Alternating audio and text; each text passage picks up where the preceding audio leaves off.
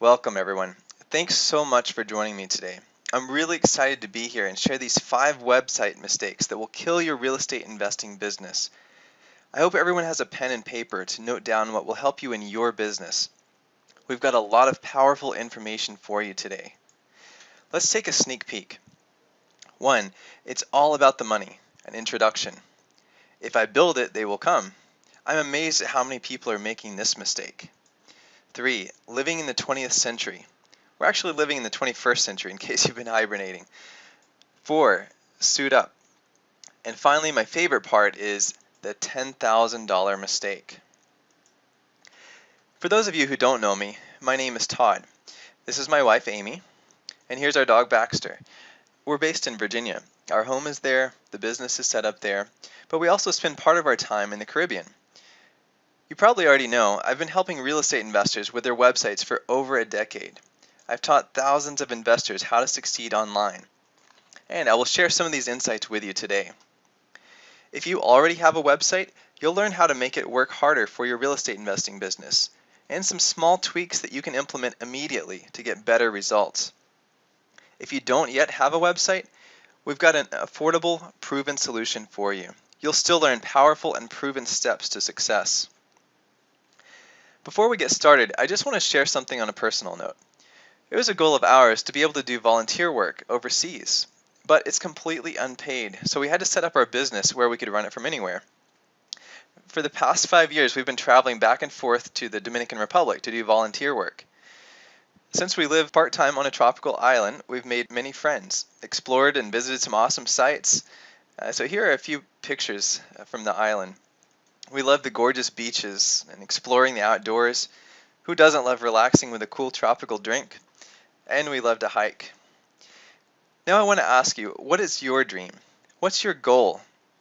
Don't overlook this. If you only have business goals and not personal goals, if you're only focused 100% on money, you're blocking success. You are not your business. You need personal goals and business goals to be balanced.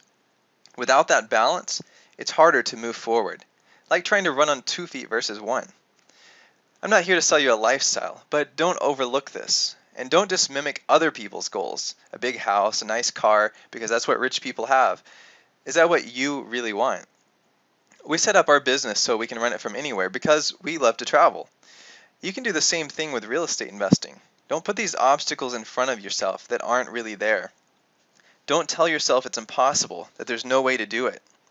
I've known real estate investors that have worked completely remotely from wherever they are.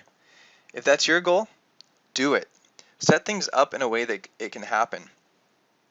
What I want you to do is take 5 seconds to pick up your pen and write down your dream on paper. What motivates you? What do you want? Write that down now.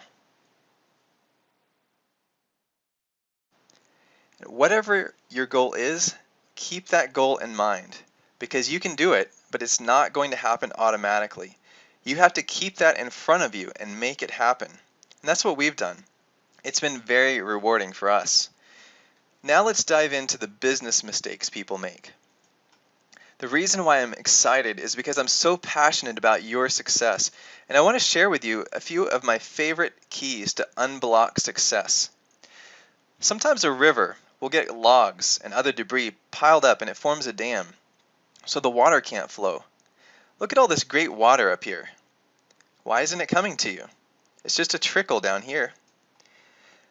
A lot of times, investors unintentionally build dams in their business that keep money from flowing. What we're going to be talking about today is clearing that trash out of there. And then what happens? We get a surging, full flow of what we really want. A successful business needs to keep the money flowing. So let's start clearing out those cash barriers. One of the ways people block their cash flow is by believing if they build a website, people will start coming to it. This is a common misconception people have about getting a website. If it's on the internet, magically people will find it and start asking to do business with you. That does not happen. That's like getting a phone number and waiting for people to call you. I just had a phone line installed. Why isn't anyone calling? You have to tell people your number, put it in the yellow pages, put it in the newspaper, put up some signs. You don't start getting calls just because you got a phone number. What about Google? Doesn't Google get people to my website? If you do a Google search for buy my house, it comes up with over 1 billion results. Every one of those people wants to be on the first page. So how does Google decide who to put there? There are many factors. You've heard of SEO, or search engine optimization. What does that mean? It means you've taken certain steps with your website to let Google, not your customers, to let Google know what your site is about.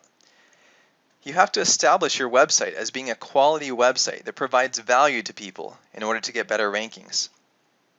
For example, how long has your website been around? If you put it up yesterday, you're going to be at the end of those 1 billion. It's in Google's best interest to show quality results. If every time you did a search on Google it came up with Jimmy Jones's homemade website, people would stop using Google. I'm just using Google as an example, but the same applies to all search engines. So is it impossible for people to find you on Google? No. SEO is great. I use it in my business all the time. Search engines have brought me thousands of dollars, but I don't count on search engines or view them as a replacement for marketing. Getting found via search engines is a long-term strategy. It doesn't replace marketing. If you want to wait a year or so before you start getting deals, then go right ahead and focus on search engines. But if you want to start doing deals right now, you need to get some marketing in place. Google can change the way they rank at any time. You might be number 1 today and number 1 million tomorrow.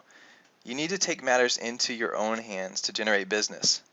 Focus on getting leads. I will share a few tips with you about how to optimize your site to improve your chances of ranking well. Be specific. If you're investing in a certain area, put that city name on your website in prominent spots. This not only lets your prospects know your area of focus, it's easier to get found for buy my house in Chicago than just buy my house. If Google doesn't know you're investing in Chicago, you're not going to be in those results. Put those specific words in the titles of your pages. Many people make the mistake of putting their business name on every page title. But that's not what people are searching for. Google uses the title to determine what your page is about. So be specific. Also, in any main headings of your website, put that there too. Set up business social media accounts, Facebook, Twitter, LinkedIn. Put a link from those to your site. Get other people to link to it, or like it also. Every time a website puts a link to your website, it's like your website is receiving a vote, telling Google that your website is important enough to link to.